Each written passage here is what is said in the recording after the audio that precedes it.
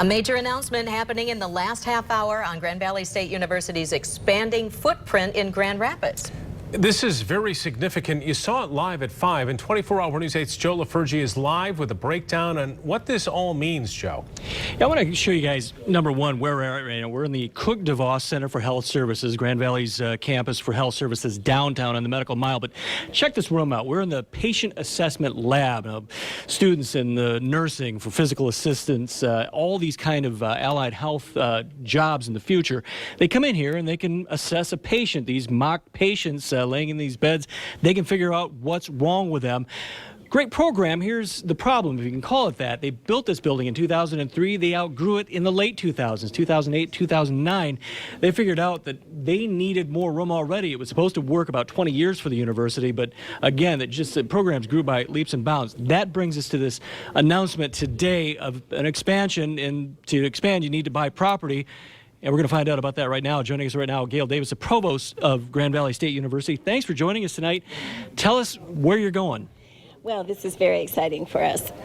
North of here, just under the expressway, we are buying 3 more blocks of the city, which is now mostly rental residential, for the next 25 years of future expansions in our health campus.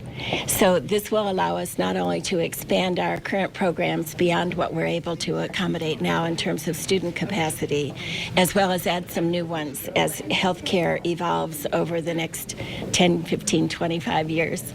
So we will be adding some buildings, probably not for, first one you'll see is probably not for another 8 or 10 years. But after that, leaving flexibility and room for us to develop these programs as time goes on.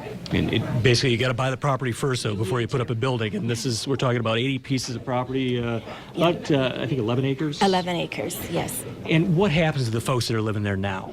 They'll stay right in place until at some point when we're ready to begin building. And so the people who are there now, if they want to stay, can stay. They will be told all of the details of this afternoon. I think actually they've already been told as we've had our press conference, and we are expecting that some will stay and some will leave.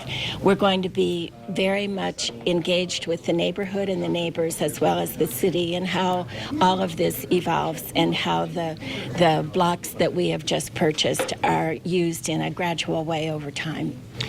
If I'm sitting at home watching this, if I'm a Grand Valley student paying my own way, or if I'm a parent paying my way, great problem to have, but then I'm seeing my tuition bill go up because of this. Is that the case, though?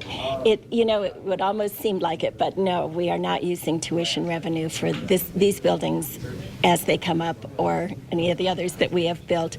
We have a campus development fund that is gradually added to over the years, and we have a very planful way of developing the down payments for these kind of big purchases. So we are in good shape without raising tuition for this. Okay, and it goes to the board tomorrow. It goes to the board tomorrow, and we're hoping they approve our request. Okay, thank you. Gayle Davis, the Provost of Grand Valley State University. Again, Grand Valley looking to hop I-196, head to the north, get some of the neighborhoods up there and build the same sort of thing they've got here, all adding to the Medical Mile. Coming up at 6, more on this new development. Live in Grand Rapids, Joe LaFurgey, 24-Hour News 8.